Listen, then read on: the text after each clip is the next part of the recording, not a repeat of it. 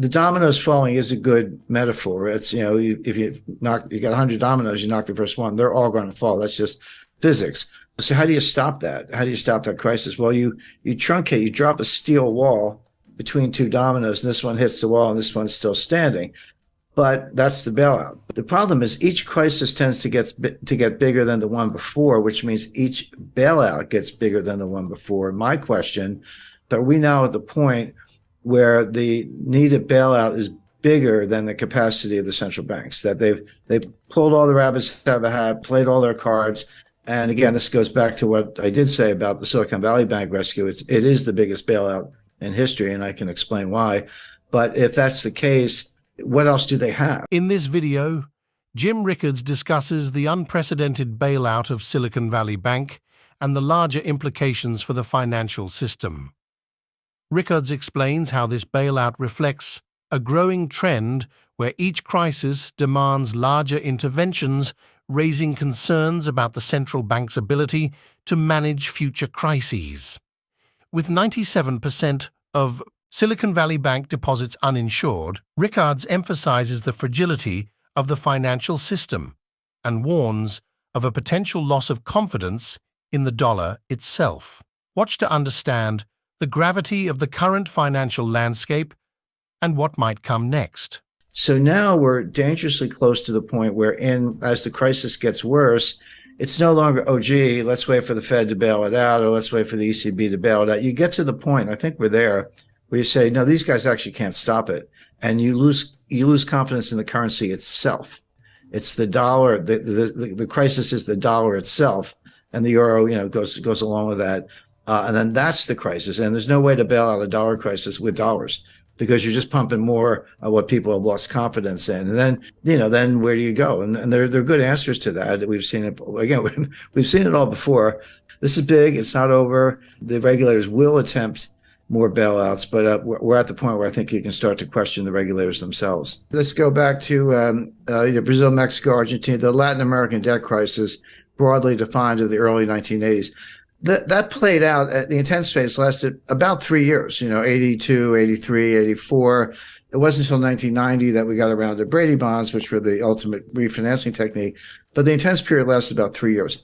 Come forward to 1998, long-term capital management. That was about 3 months. That was July, August, September 1998. SVB was 3 days or less. It was like Wednesday, Thursday, Friday, and done. And I talked to a guy. I know no reason to mention names, but runs one of the largest endowments in the world. And he said, Jim, we were moving $8 billion out of Silicon Valley Bank, and we got the wire transfer request in, but we didn't know, because you have to close business Thursday. We didn't know until Sunday that the money was going to move. We got a confirmation on Monday. We didn't end up moving the money.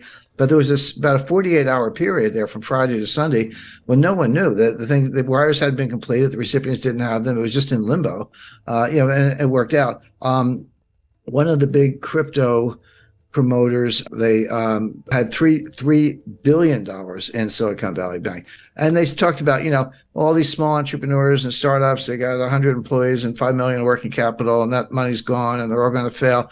There was something to that. But the fact is, you had Roku, Cisco, eBay. I mean, there were huge companies with multi-billion-dollar deposits in that bank. It wasn't all a bunch of little guys.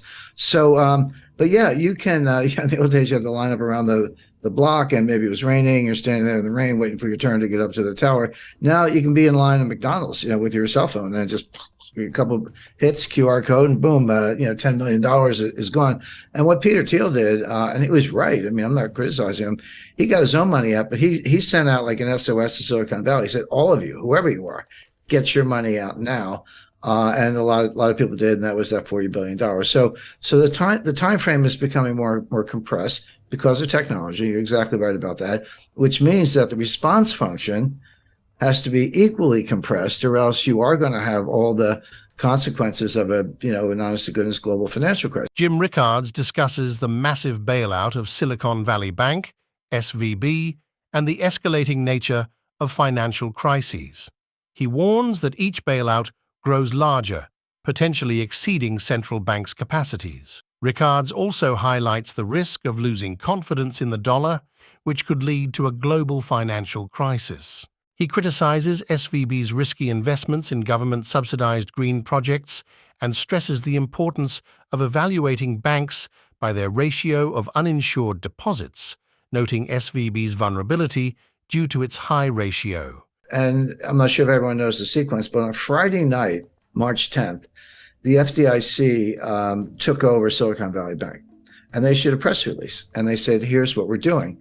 We're taking over. We're putting it into what's called a receivership. Anyone with $250,000 or less, your deposits are fully insured. No worries. You'll have your money Monday morning. And over $250,000, your deposits are gone. They didn't say frozen. They didn't say suspended. They said gone.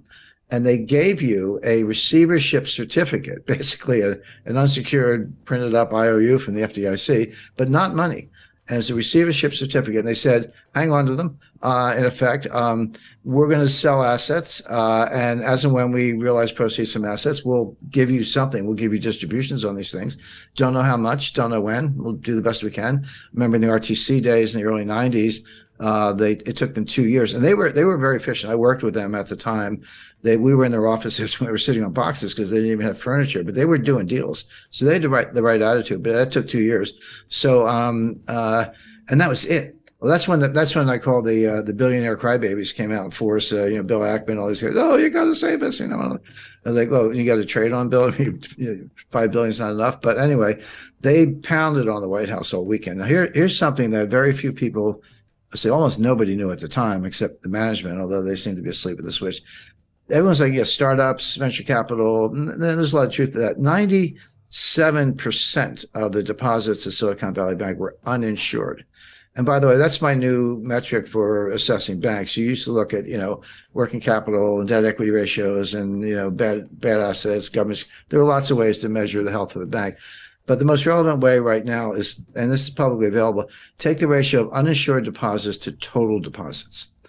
30% is comfortable. If you're like, 70% of my deposits are insured, which means they're not panicky. They're not necessarily going to run for the hills. 30%, okay, uninsured, but I have assets. I have that much cash or more. That's a comfortable ratio. When you get over 50, you're in the danger zone.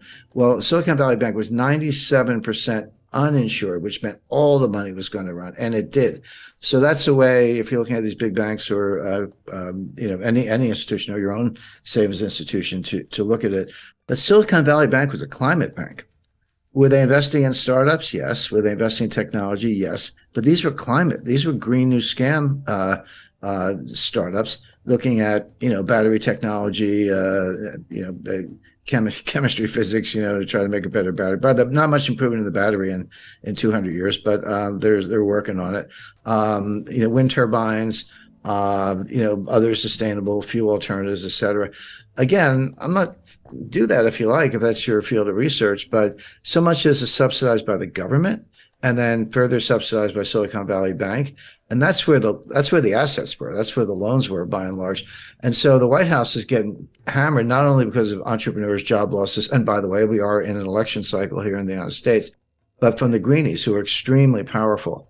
So that was Friday night. So Saturday, everyone's crying to the White House. Sunday night at 6 o'clock. By the way, mark that on your calendar. Sunday, 6 p.m. is when they tell you what they're going to do. 6 p.m. Sunday, November 12th, they came out on, March 12th, they came out on Silicon Valley Bank. The following week, 19th, that was Credit Suisse. And then the week after that, it was something else. But they always announce the collapse on Friday, and they announce the relief on Sunday. So they have the weekend to work on it. But you got to be careful about 3-day weekends. Easter's an example. But thanks for tuning in. Jim Rickards has highlighted the looming financial crisis and unprecedented bailout measures. Recent events with Silicon Valley Bank underscore vulnerabilities in our system. As Rickards warns, traditional bailouts may no longer suffice, risking currency confidence. Stay informed, stay prepared, and follow us for updates.